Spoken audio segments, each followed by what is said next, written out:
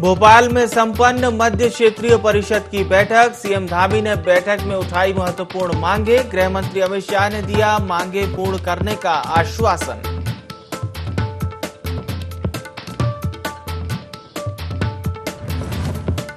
BJP प्रदेश अध्यक्ष महेंद्र भट्ट की नई टीम का हुआ ऐलान। 3 प्रदेश महामंत्री समेत 8 उपाध्यक्ष और कई विंग के बनाए गए प्रदेश अध्यक्ष।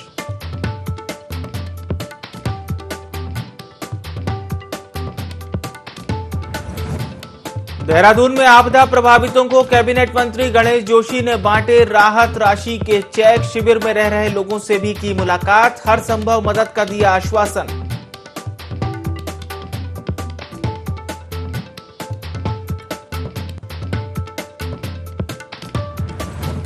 और उत्तरकाशी में लापता विदेश यात्री को ढूंढने में सफल एसडीआरएफ। 20 अगस्त को डोडीताल मार्ग से हुआ था लापता। विदेशी नागरिक ने जताया एसडीआरएफ का आभार।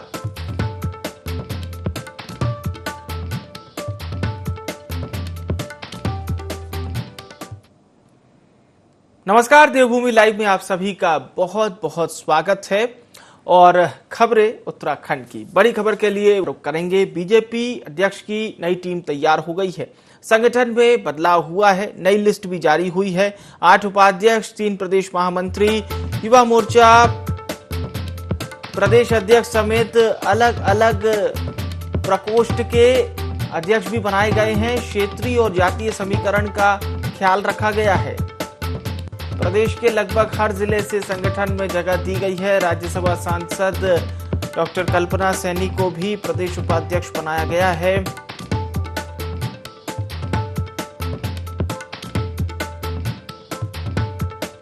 और शशांक रावत को युवा मोर्चा का प्रदेश अध्यक्ष बनाया गया है। आशा नौटियाल की अगर हम बात करें तो उन्हें महिला मोर्चा का प्रदेश अध्यक्ष बनाया गया है।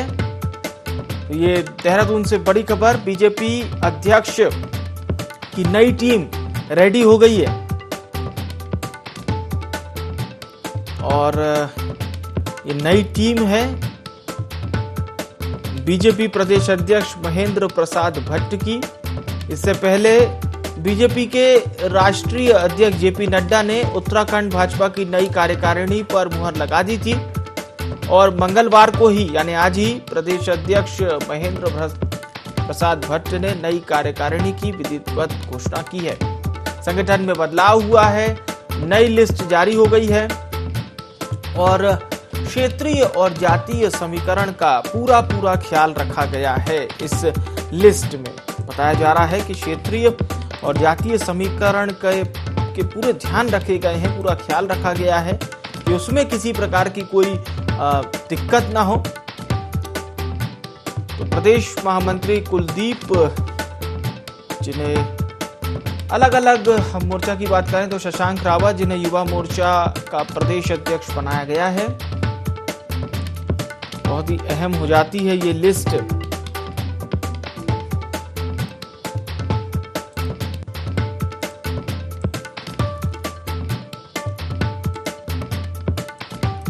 बीजेपी प्रदेश अध्यक्ष ने नई लिस्ट जारी की है।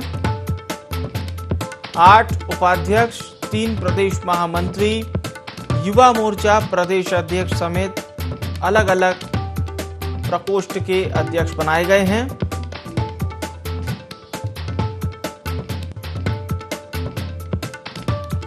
और इस खबर पर हमारे साथ फोन लाइन के जरिए कैलाश बिष्ट, हमारे प्रिंसिपल करस्पॉन्डेंट, जुड़ गए हैं।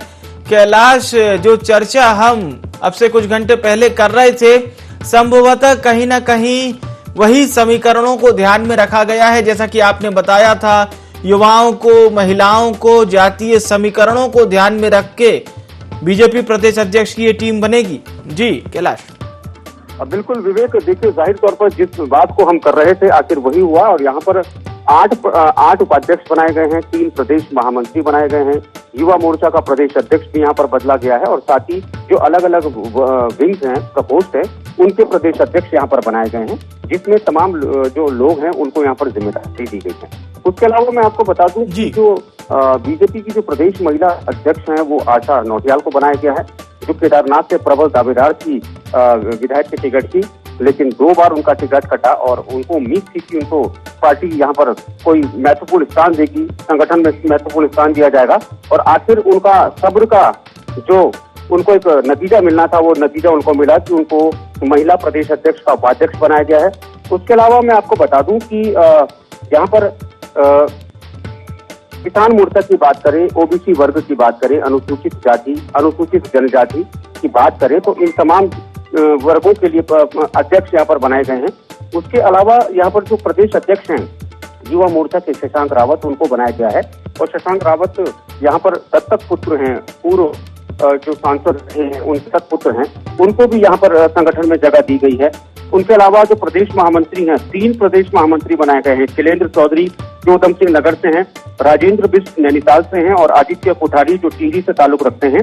और जो पहले जो प्रदेश महामंत्री थे कुलदीप, उनको प्रदेश उपाध्यक्ष की जगह यहाँ पर दी गई है। और साथ ही मैं आपको ये भी जानकारी दे दूं विवेक कि जो डॉक्टर कल्पना सैनी है, राज्यसभा से सांसद हैं हरिद्वार से, उनको भी प्रदेश अध्यक्ष उपाध्यक्ष यहाँ पर बनाया गया है। तो कुल मिलाकर यहाँ पर देखिए कि यहाँ पर चाहे जाति समीकरण की बात करें या क्षेत्रीय समीकरण की बात करें, दोनों ही समीकरणों को बड़ा ही तवज्जो यहाँ पर संगठन ने दिया है और ये तमाम लोगों को महेंद्र भट्ट ने अपनी नई टीम में शामिल किया है। बिल्कुल बिल्कुल सही बात आपने कही कि तमाम समीकरणों को जरूर ध्यान में रखा गया है। और जाहिर सी बात है कैलाश, एक एक नाम को चुनने में कितनी मेहनत लगी होगी, कितने समीकरण बने होंगे, ये बहुत अहम होता है। बहुत बहुत शुक्रिया कैलाश, महत्वपूर्ण खबर दर्शकों तक पहुंचाने के लिए। तो भारतीय जनता पार्टी के नए प्रदेश अध्यक्ष ने अपनी नई टीम का ऐलान भी कर दिया है।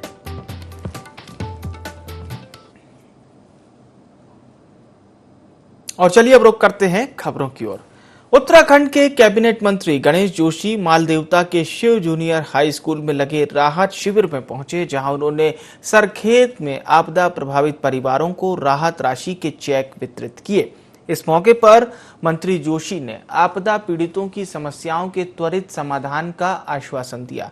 इसके बाद मंत्री गणेश जोशी ने सरखेत के आपदा प्रभावित क्षेत्र का निरीक्षण किया और राहत कार्यों की समीक्षा की।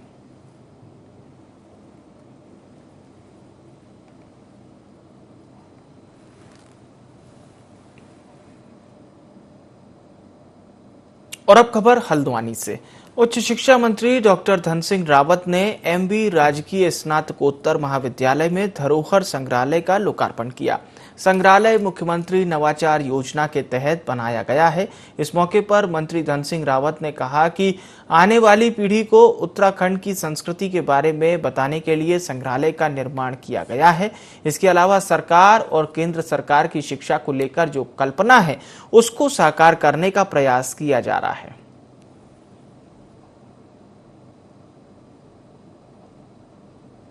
को हर प्रकार का ज्ञान देने का जो संकल्प हमारे प्रधानमंत्री जी ने लिया है, देश के शिक्षा मंत्री जी ने लिया है और हमारे प्रदेश के मुख्यमंत्री जी ने लिया है। हम लोगों ने अपने प्रदेश में राष्ट्रीय शिक्षा नीति को बाल बाटिका से जो है लागू कर दिया है। अब हम सितंबर के महीने में अपने उच्च शिक्षण संस्थानों में, अपने विश्वविद्यालय में राष्ट्रीय शिक्षा नीति को लागू करने जा रहे हैं। इसी परिप्रेक्ष्य में राष्ट्रीय शिक्षा नीति का एक कंपोनेंट ये भी है कि बच्चों को अपनी धरोहर से ज्ञात कराया जाए।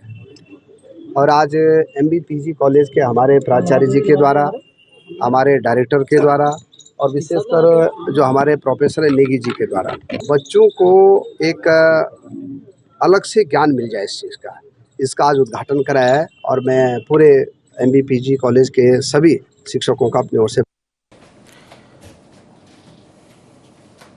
उत्तराखंड के कोटद्वार में अग्निवीर योजना के तहत भर्ती की जा रही है, जिसमें युवाओं को कई तरह की व्यावहारिक कठिनाइयां हो रही है।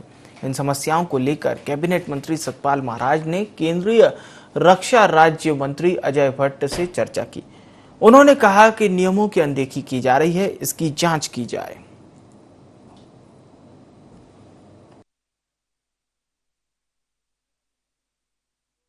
उत्तराखंड में अग्निवीर की भर्ती कोटद्वार में हो रही है। 19 अगस्त से लेकर 31 अगस्त तक की भर्ती होगी।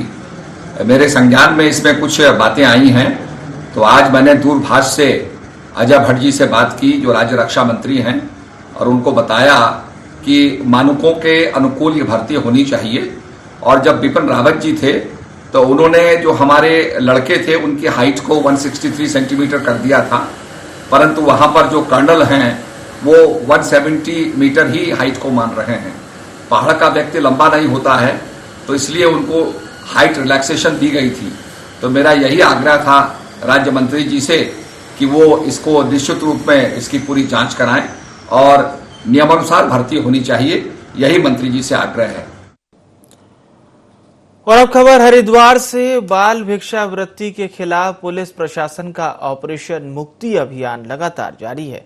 ऑपरेशन मुक्ति टीम ने थाना पिरान कलियर के पीपल चौक पर जन जागरूकता बढ़ाने के लिए एक पैदल रैली निकाली। साथ ही लोगों से उत्तराखंड पुलिस प्रशासन का सहयोग करने और बाल भिक्षावृत्ति को भिक्षा नहीं बल्कि शिक्षा देने की अपील की गई।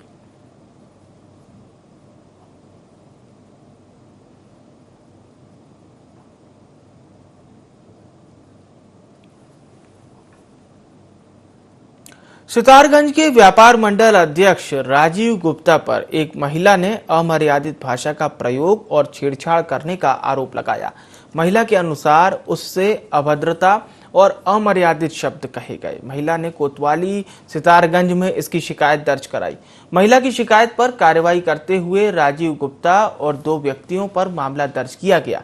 घटनाक्रम के बाद सितारगंज के व्यापारियों ने एक मीटिंग की, जिसमें व्यापारियों ने इस पूरे घटनाक्रम पर चर्चा की, जहां राजीव गुप्ता ने मीडिया के सामने अपना पक्ष रखते हुए महिला द्वारा अपने ऊपर लगाए गए आरोपों को गलत बताया। पुलिस ने कोई मुकदमा लिखा है तो इसका मतलब कुछ ना कुछ घटित हुआ है, और घटित होने पे अगर पुलिस का इतना तकड़ा एक्शन वैसे तो काबिले तारीफ है। वास्तविक में कोई चीज हुई है कि नहीं हुई है, अगर नहीं हुई है तो किसी सामान्य व्यक्ति का, ये हमारे चुने हुए जिलाध्यक्ष वास्तविकता जाने। अगर मुकदमा दर्ज हो जाता है तो उनकी छवि कितनी धूमिल होती है और पूरे व्यापारियों की छवि कितनी धूमिल होती है। राजीव गुप्ता जी गलत हैं उस मुद्दे में, तो हम पूरे शहर के चौराहे के लोग उनके साथ नहीं खड़े होंगे। पर अगर वो बेचारे गलत नहीं है तो फिर उनकी जांच करके उनको उस मुद्दे से बाहर करना ये बनता है। और ये हम लोगों का सबकी पुलिस से गुजारिश है कि इस चीज को बिल्कुल निष्पक्षता से देख के करें। कि ऐसा कोई मामला था ही नहीं। मेरा मित्र अपनी बाइक से जा रहा था, उसका स्टैंड उस पर लगा हुआ रह गया था। जब उसने चौराहे पे अपनी बाइक मोड़ी है तो उसकी जो बाइक के साइड में जिससे पकड़ते हैं मुट्ठा, शायद किसी महिला को टच कर दिया था, तो उसने उस पर छेड़छाड़ का आरोप लगाया। उसने तब भी अपनी बाइक वहीं पे खड़ी करी। शायद मियां बीवी है, या उन दोनों ने झाड़ू से और छाते से मेरे साथी को मारना प्रारंभ कर दिया। जब मैं वहां घटनास्थल पे जैसे ही पहुंचता हूँ, हो हल्ला जब होता है, मैंने तत्काल वहां पहुंच करके और झाड़ू हाथ से छीन करके नाली में फेंकी है, लेकिन वो नहीं माना। वो महिला उस पर बिना मतलब का बे आरोपी लगाती रही। कभी भी मेरे द्वारा इस तरह की कोई कार्य नहीं किया गया है, ना ही मेरे पे आज तक जीवन में कोई मुकदमा लगा है। मेरे जीवन में मेरे ऊपर ही पहली बार मुकदमा लगा है। मैं आदरणीय कोतवाल साहब से निवेदन करता हूँ, एसएसपी महोदय साहब से निवेदन करता हूँ कि मेरे को न्याय चाहिए। 8/2022 को एक अभियोग राजवती राणा, वाइफ रवि राणा, ग्राम फसैनी द्वारा थाने पंजीकृत कराया था। तो इसमें अभी इन्वेस्टिगेशन चल रहा है। इसमें 3 लोगों के नाम नामजद है, अशोक जैन, उमेश गुप्ता और राजीव गुप्ता के नाम जो है अभियोग नामजद दर्ज किया गया है। वह जगह भी 161 बयान अंकित किए गए हैं और घटनास्थल का मौका मुआयना आयोग द्वारा किया गया है। इसमें भी इन्वेस्टिगेशन है, चल रहा है मामला, और जो भी तथ्य प्रकाश में आते हैं उसके अनुसार कार्रवाई की जाएगी। उत्तरकाशी में मीलों का सफर पैदल चलकर एसडीआरएफ टीम मांझी और डोडीताल पहुंची। टीम द्वारा लापता की तलाश के लिए गहन सर्च एंड रेस्क्यू ऑपरेशन चलाया गया। 4 दिनों तक लगातार चले इस ऑपरेशन में एसडीआरएफ टीम द्वारा जंगल, झाड़ी, गदेरों में गहनता से सर्चिंग की गई, जहां अपनी कार्य दक्षता को सिद्ध करते हुए लापता विदेशी नागरिक को डोडीताल ट्रैक से ढूंढ निकाला गया। वो रास्ता भटक जाने के कारण विपरीत दिशा में चले गए थे। एसडीआरएफ टीम द्वारा उन्हें भैरव मंदिर से आगे उड़कोटी गाड़ की चोटी से सकुशल रेस्क्यू किया गया। टीम द्वारा उन्हें रेस्क्यू कर उत्तरकाशी लाया जा रहा है। बता दें कि 17 अगस्त को गणेशपुर से वासुकी नाग देवता की टोली डोडीताल के लिए गई थी, जिसमें विदेशी यात्री भी शामिल थे, लेकिन जब वो वापस अपने घर नहीं पहुंचे तो उनके परिजनों द्वारा इसकी सूचना एसडीआरएफ को दी गई थी।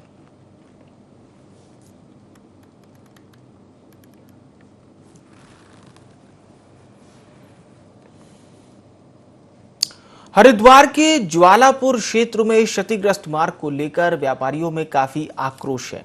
ज्वालापुर रेलवे क्रॉसिंग से अंबेडकर नगर को जाने वाला मुख्य मार्ग पूरी तरह से खस्ता हाल पड़ा है, जिससे स्थानीय व्यापारियों को काफी नुकसान उठाना पड़ रहा है। व्यापारियों ने सड़क निर्माण की अनदेखी से नाराज होकर विभाग के खिलाफ नारेबाजी की और जल्द मार्ग को बनाए जाने की मांग की। व्यापारी वर्ग सिटी मजिस्ट्रेट को भी ज्ञापन दे चुका है, लेकिन सड़क में कोई सुधार नहीं हुआ। हम व्यापारी हैं और व्यापार की दृष्टि से इस समय व्यापार बिल्कुल ठप पड़ा हुआ है इस रोड की वजह से, जबकि हमें बार बार आश्वासन ये दिया गया कि रोड आपकी ठीक हो जाएगी, और आज नहीं, कल नहीं, परसों, शायद कब होगी ये हमें खुद नहीं पता चल रहा। स्थिति आपके सामने है, जगह जगह गटर खुले हुए हैं, पानी का पता नहीं चलता। जब बारिश होती है तो ये भी पता नहीं चलता कि कहाँ पे गटर खुला हुआ है, कहाँ पे माताएं बहनें हमारी रोड से निकलती हैं, गिरती हैं। स्कूल की आपने अभी बताया ही गया है कि स्कूल के बच्चे यहाँ से निकलते हैं तो उनकी स्थिति बिल्कुल ऐसे हो जाती है कि बिल्कुल पता ही नहीं कहाँ पे गड्ढा है, कहाँ पे नहीं है। गाड़ियों की हालत खराब हो चुकी है, लेकिन प्रशासन और उनको बिल्कुल भी कान में जू नहीं रेंग रही। हरिद्वार कोर्ट ने निर्मल अखाड़े की जमीन में घोटाले के आरोप में 4 संतों समेत 5 लोगों के खिलाफ एनबीडब्ल्यू जारी किया। दरअसल इन सभी लोगों ने फर्जी दस्तावेजों के आधार पर निर्मल अखाड़े की कई जमीनों को बेचकर 50 लाख का गबन किया था। फिलहाल एनबीडब्ल्यू जारी होने के बाद पुलिस ने इन संतों की धरपकड़ शुरू कर दी है।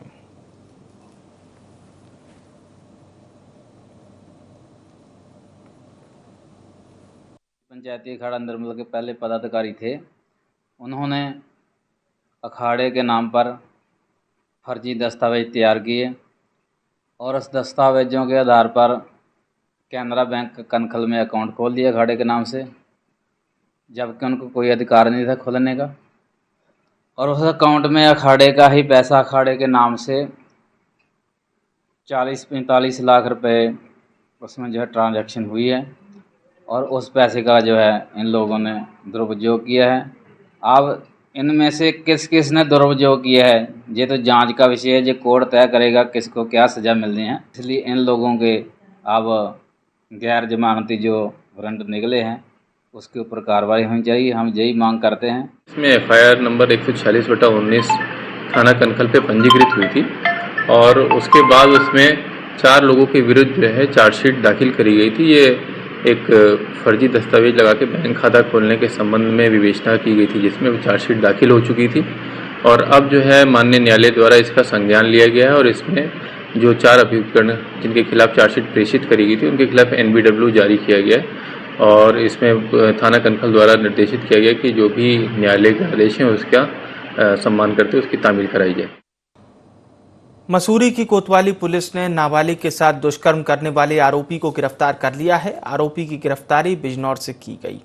बताया जा रहा है कि आरोपी नाबालिग को बहला फुसलाकर देहरादून से मसूरी लाया था, जहां एक होटल में नाबालिग के साथ दुष्कर्म की वारदात को अंजाम दिया गया।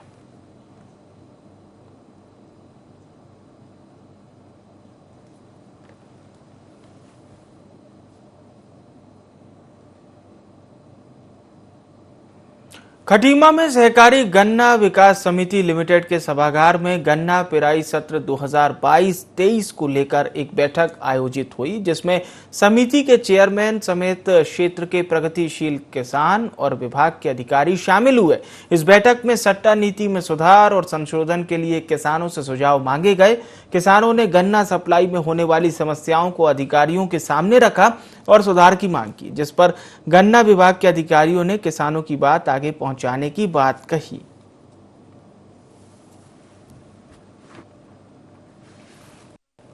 ये था कि पिछले बार जो 85% में थी तो इस बार उसको बदलने के लिए काश्तकारों की राय बनी। और दूसरा, जो सरकार की तरफ से इस बार नया इन्होंने कह दिया कि आपके एक तो जो सप्लाई सट्टे हैं हर बार रिन्यूअल करने के लिए कह दिया इन्होंने।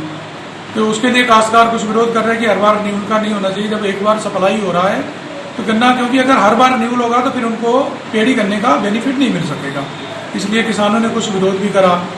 बाकी मेन दिक्कत जो यहाँ पे काश्तकारों की ये थी कि पिछली बार जो गन्ना सप्लाई हुआ है उसमें ट्रांसपोर्टरों की भूमिका के ऊपर मेरी इस दिन मीटिंग में, जब गन्ना मंत्री ने मीटिंग ली थी, हम लोग भी गए थे रुद्रपुर में, तो उसमें मैंने ये बात उठाई थी कि एक ठेकेदार के पास 3 गाड़ियां होती हैं, 5-5 सेंटर वो ले लेता है, जिससे गन्ना जो सप्लाई में इतनी बड़ी दिक्कत आई। 15-15 दिन ट्रालियां वहाँ खड़ी रही, किसानों का गन्ना सूखा, चीनी मिल को उसमें नुकसान हुआ।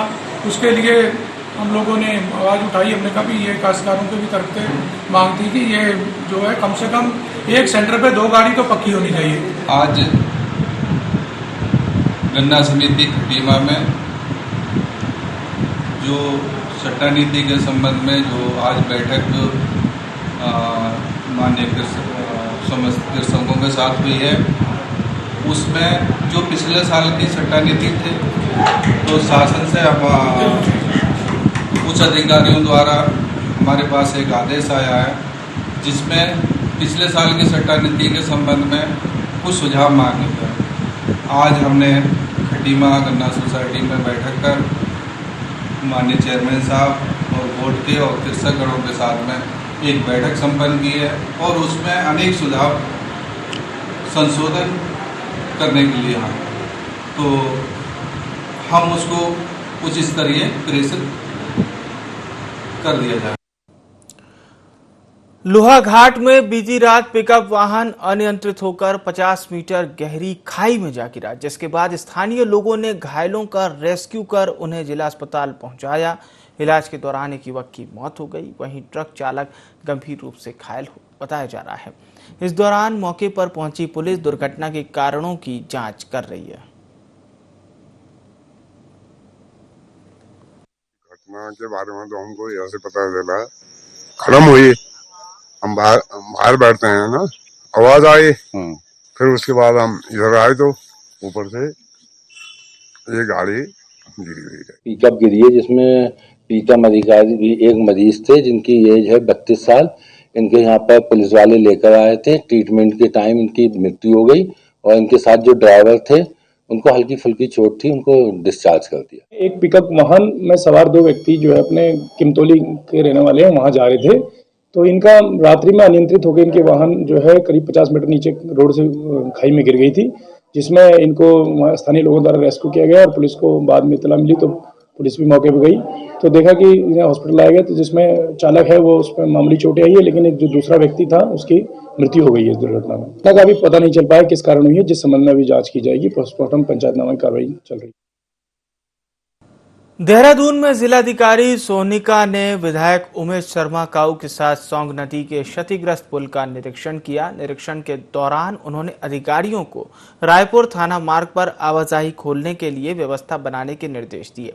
इसके बाद जिलाधिकारी ने माल देवता राजकीय जूनियर हाई स्कूल में बनाए गए शिविर का निरीक्षण भी किया, जहां उन्होंने प्रभावित परिवारों का हालचाल जाना और मुख्य चिकित्सा अधिकारी को लोगों की स्वास्थ्य जांच के लिए टीम को उपकरण और दवाइयों सहित मौके पर मौजूद रहने के निर्देश भी दिए।